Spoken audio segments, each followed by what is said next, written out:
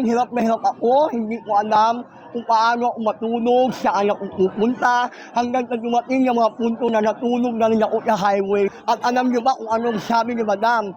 Halika dito. Sige, lipitin mo na yan. Itigil na ninyo yan dahil wala po talagang magagawang maganda sa buhay ninyo. Ang dami-daming buhay ang sinira. Pero hindi po ako nagpapatalo dahil lumalaban po ako. Ngayon na! Kaya nga, now na!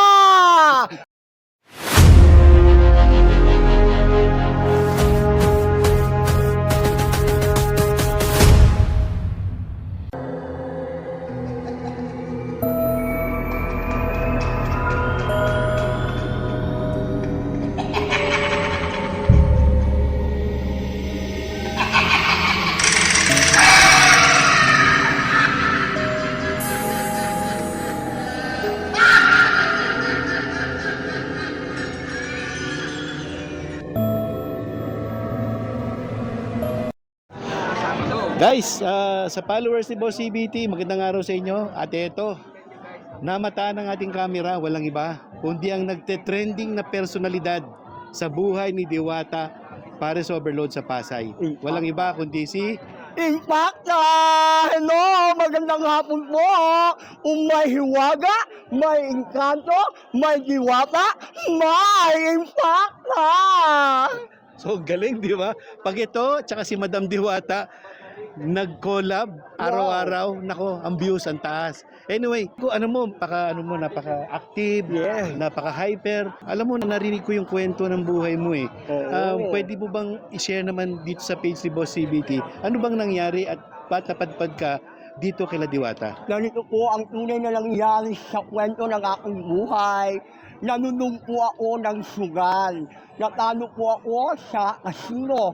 Nang time na yun, hirap na hirap ako. Hindi ko alam kung paano ako matulog, saan ako pupunta. Hanggang sa dumating yung mga punto na natulog na rin ako sa highway na hindi ko pa nagagawa sa tanang buhay ko. Sa lahat po ng hindi nakakaalam, graduate po ako ng kolehiyo.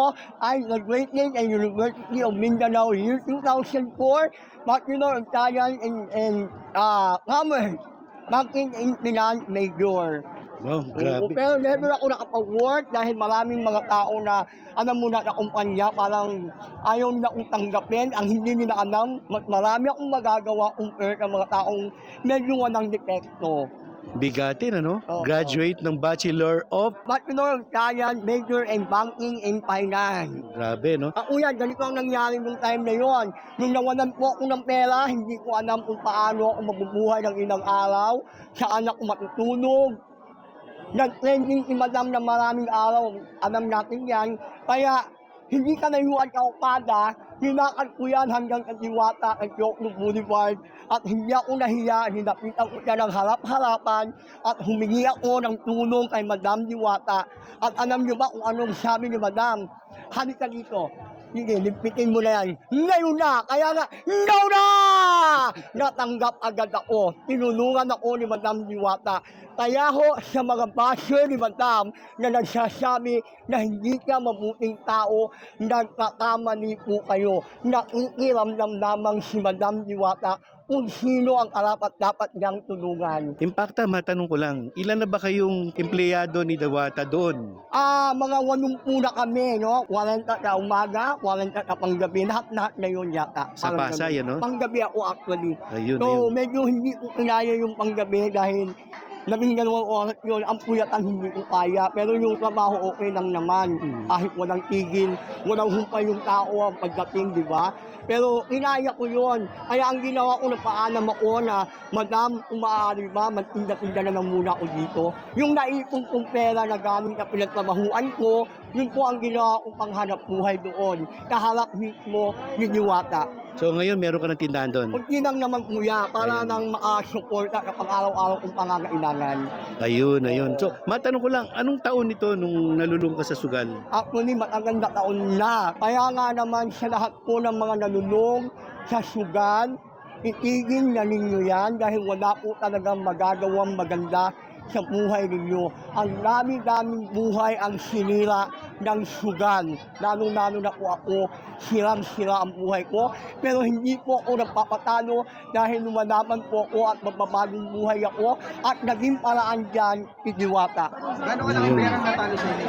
Oo, nakakahiyaman pero talagang malaki-laki na rin at marami na rin ako mga property na naibenta dahil dito, mahigit pa. Ayun. So, Oo. kanina nabanggit mo yung pakta na 80 kayo. Oo. Di ba? Oo. So, dun sa mga nakikinig dyan o makakapanood nito at mararating ng video nito, imagine nyo na lang, yung mga basher na nagpapabagsak kay Diwata. Ano na mangyayari sa Oo. katulad ni Impacta kung sakaling bumagsak ang parisan ni Diwata? Maliban sa kanya, pati yung 80 pa nagtatrabaho sa kanya. At saka yung mga taong nagtatrabaho rito sa branch niya. Hindi lang yon. Habang dumarami po ang taong pumipila, kumakain kay Diwata, marami po ang natutulungan ni Diwata. Halimbawa na lamang yan, ang mga trabahante niya, kami, at ang mga vendor na nagtitinda doon, lumalaki ang mga benta nila. Kayong mga vlogger, kahit paano kumikita kayo, natutulungan nyo rin si Diwata. Parang tayo, nagiging parte tayong lahat na nagtutulungan tayo. Kaya naman, para ho sa lahat po ng mga basher, kung maaari naman po, magtrabaho na lang kayo. Tama, no?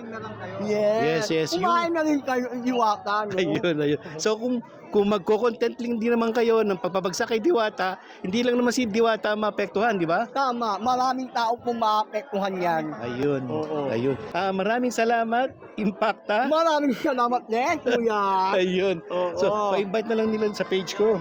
Oo, wag mo natin kalimutan ang page ni Kuya, Palogot CBT.